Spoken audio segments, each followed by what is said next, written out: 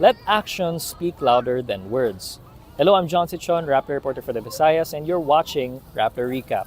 Today, May 10, we're here at the Plaza Independencia, one of the most historic landmarks of Cebu. We witnessed the celebration of the People's Rally led by Cebu City Mayor Raymond Alvin Garcia and his supporters. This is their final hurrah for the campaign period of the 2025 senatorial and local elections here in Cebu and also for the rest of the Philippines. But what did we see today from the performances? We were able to see a live band. We were able to see songs being played, popular songs that were, of course, some of their lyrics changed to make it sound that they are supporting Raymond Alvin Garcia's mayoral mayoral pitch. But also we were able to see as well very unique rally, because in most rallies and sorties here in the city, it would usually be a local public official that would be speaking in front, or it would be members of the slate candidates that would be showcasing or at least talking about their platforms. But what we saw at the start of the program were actually representatives of different multi-sectoral groups coming from the LGBTQI sector, coming from the farmers organizations here in Cebu City, senior citizens organizations, and even groups like Partido Manggagawa, which is a labor rights group, and Akbayan Youth. Now, normally these groups, you would encounter them rallying against government organizations, primarily because of certain significant issues like labor rights and, of course, campus press freedom and issues like student repression. But they were here today speaking and endorsing Cebu City Mayor Raymond Alvin Garcia to supporters. And we saw that in this People's Rally, they were hoping that Raymond would be pushing, that they know that Raymond would be pushing forward their advocacies and things that they wanted.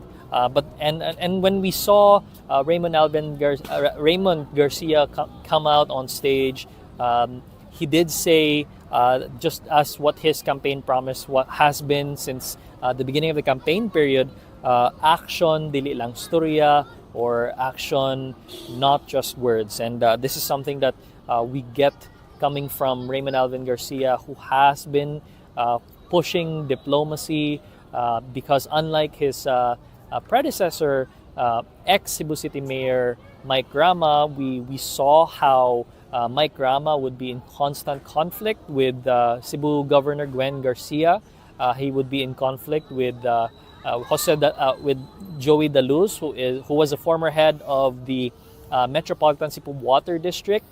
And we saw him against as well the Cebu Sport Authority, whereas Raymond Alvin Garcia, has been going forward with this diplomatic approach on these local issues. But that's not the only thing that we should be talking about, because in this rally, we also saw former Mayor Alvin Garcia, former Cebu City Mayor Alvin Garcia, who is Raymond's father, come out and was in fact introduced by his son. Maybe as a reminder, perhaps, of the Garcia name and what the Garcias have been doing for the voters here in Cebu City, because the Garcia name holds a very significant has significant strength towards the Cebu City community, and not just Cebu City community, but also the rest of the province as well, because you have Cebu Governor Gwen Garcia, who has her One Cebu coalition, which has more than 50 municipal and city mayors backing her as well. And that would be very crucial for the upcoming elections, especially for Raymond Alvin Garcia, who is looking at 720,000 voters here in Cebu City. So a recent survey actually coming from the University of San Carlos Poli Department, which had more than 1,300 respondents coming from the North and South District of Cebu City, responded and said that a large majority of them would be voting for Garcia, who is vying for mayor, in Cebu City against his opponents, incumbent councilor Nestor Archival, ex-ally and ex-mayor Mike Grama, and Yogi Ruiz, ex-customs commissioner, who has the backing of the Partido Federal na Pilipinas, which is the party of President Ferdinand Marcos Jr. You also have independent Julieto Co. But out of all of them, Garcia had topped that for the initial survey for the upcoming race. In that survey, of course, we noted that the top priorities coming from the voters were number one, healthcare, number two, social services, and number three, public safety. And in recent, what we've seen coming from Raymond Alvin Garcia in the City Hall, they have been working on not just distributions for medical aid for senior citizens, but also for medical aid as well, which local concerned citizens and lawyers have actually filed disqualification cases against Garcia for his participation in the distributions. And we'll be hearing more updates coming from the Commission on Elections soon on what would be the outcome of those cases. But going back on Garcia, on his campaign being action dili lang storya, or actions over promises, this campaign narrative is of course very heavily utilized by those who are incumbents, because of course they have, and just quoting University of San Carlos Posay department faculty member Nino Olivar, incumbents are able to utilize and are attributed even for the services that are expected to be given to the for the voters and the residents, and that is something that is of course going to be helpful to them.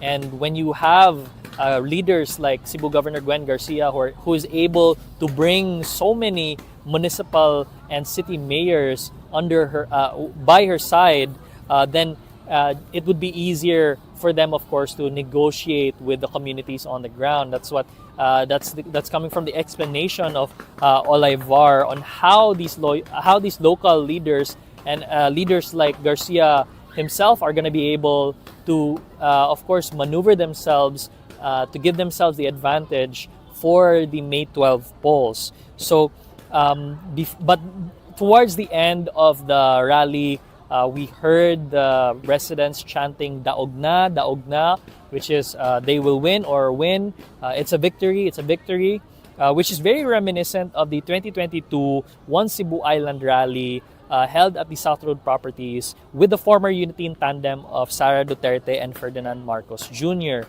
So these things that we are hearing right now are very reminiscent of the strategies and the atmosphere that we got from the 2022 race, where in fact Ferdinand Marcos Jr. and Sara Duterte were able to win big with at least 300 more than 300 votes in Cebu City alone, and more than 1 million votes delivered to them, of course with the backing of Garcia, of the Garcias and the One Cebu coalition. So we will be hearing more of how the support is going to actually reflect and manifest in the following days. But tomorrow, May 11, is going to be a silent day. But of course, that does not mean that it would be, ideally, it would be the end of the campaigning. But of course, supporters will still be able to share through word of mouth their analysis and how much this campaign period has reflected on them and their choices for May 12. So this is what we've gotten so far coming from the campaigns, coming from the campaign trail here in Cebu City. Once again, I'm John Sitchon, Rappler.